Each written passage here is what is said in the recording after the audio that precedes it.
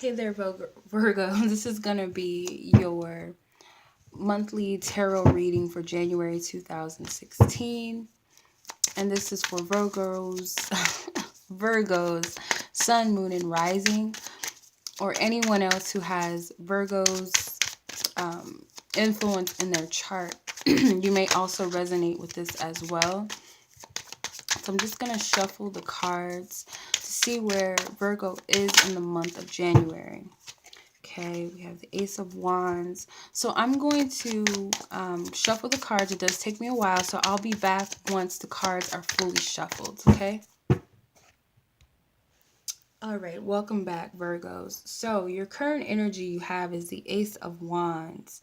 So your energy that you're dealing with is some type of inspired action. Your highest self inspires or is pushing you or encouraging you to make some type of move this month. You're feeling guided to do something. So your challenge in the lesson this month you have is the Two of Swords. Okay, so your challenge within that, I feel, is how trying to figure out what's the best action to take. You're inspired to go somewhere or to do something, but how do I execute it? How do I go about it? What do I do? It's kind of like this back and forth battle within your head of, I don't know if I'm capable of this, if I can do it, if I can live up to this expectation, because this is like divinely given. So you feel like this might be something that's out of character for you, not stable, not grounded. It might be risky for you. So you're going back and forth with what your higher self is guiding you to do, the inspired action, and what your logic is telling you. So it's like you're not seeing things in the way that it really is. It's like halfway using your guidance or your higher intellects or your intuition to figure this out. Your ego mind might be telling you one thing about the situation, might be giving you some type of fear-based thoughts or negative thoughts, self-doubt that you have to overcome. Your focus right now, which will be of your highest good, you have the Queen of Swords. So your focus is going to have to be on your highest truth. Okay, looking at things from a much wiser perspective, because you're struggling a little bit to see, because you're going back and forth in your mind. Am I able to do this? Am I capable? What will happen? Is this risky? Is this logical? Is it illogical? Or is it rational? Is it irrational? Irrational. So it's like looking at things from a wiser perspective. Focus on, it's like your soul's truth or your heart's truth, what your heart believes, what your higher self believes, to tap into that. Maybe calling on your highest self, calling on your spiritual guides to tap into that. Because the past influence that has brought you to the Ace of Wands is the Sun card. Okay, so this is all divinely orchestrated with the Major Arcana card. So you had this past influence that gives you this spark of optimism, of hope, and like feeling inspired to take some type of action or to move towards something in a different approach, in a new approach.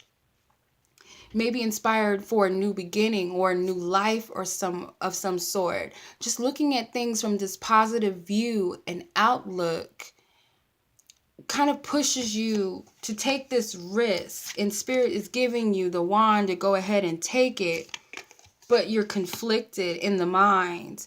It doesn't make sense to you. You don't even believe it halfway. It's like half belief, half faith in it, not a full belief, not a full trusting in your guidance that spirit is giving you this vision to see. You don't really trust it. So your biggest strength that's going to work for you this month is the Five of Coins or Five of Pentacles. So in order for you to utilize the strength, you're going to have to walk away from things that are not working for you, that are not of your highest good, things that you are perceiving as limitations or perceiving to be holding you back. It could be things that you've once valued, or situations or people or environments that you've once valued or have some type of attachment or comfort. You're going to have to walk away from those things if they're not working for you. You feel like, I'm always out in the cold with this situation. There's no stability here anymore. Something that you thought was valuable has to be released, which is going to be your biggest strength. And it could be aspects of yourself that you've been holding on to for so long. Your comfort zones, you're going to have to walk away from your comfort zone or step out of that. And this being the only Pentacle card, or one of, you have two other ones. This being one of the Pentacle cards, this is your energy as an earth sign. This is the earth element in the tarot deck. So it's definitely aspects of yourself, comfort in some way, that you have to walk away from. Something of material value, doesn't necessarily have to be money, but it could be a person, place, or thing. Experiences, things within yourself. Something is not working for you and you're having to walk away from that. It's challenging you. The future that you'll be walking into is the Four of Pentacles. So you're going to walk into this energy of not willing to give up something. It's a little bit of stubbornness here, that you're not willing to let go of whatever you're being guided to let go of or to release, which is your biggest strength, is releasing something. It's like you take one step back instead of taking two steps ahead or one step ahead.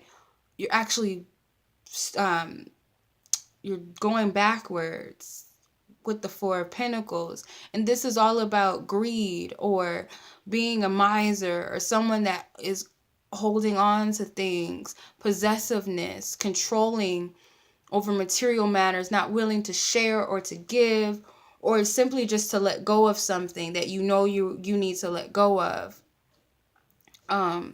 It could be things that you believe about yourself, or things that you say, how you communicate in some way. It's like you're not willing. It's a bit of stubbornness here. So your action, your suggested approach or action to take this month is the Seven of Cups. So you're being encouraged to go within your heart, go within yourself and your visions, your desires, your hopes, and your dreams, and really look at all of these things. Are these egotistical desires, wants, and needs? Or are these coming from my higher self, my true desires, my heart's and soul's true desires, wishes and needs, wants and needs? Are these things coming from a higher level or a low place? Okay, so it's like taking that step back to really look at things, because you could be holding on to something that no longer serves you out of fear, out of a false sense of comfort. Okay, because you're not really seeing things in the way they are. It's a challenge for you to take a risk, but you have to look at things from your heart's, your soul's truth.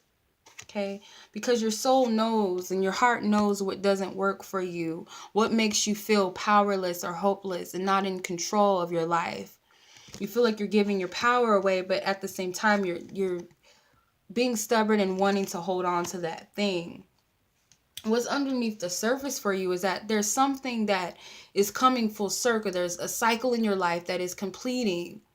So that's why Spirit is trying to get you on the go to move towards where you're meant to be, so that this old cycle, this old life, these old experiences, these old relationships, nothing or something or whatever that does not serve you can close itself out. You can move out of this old paradigm and move into a new one.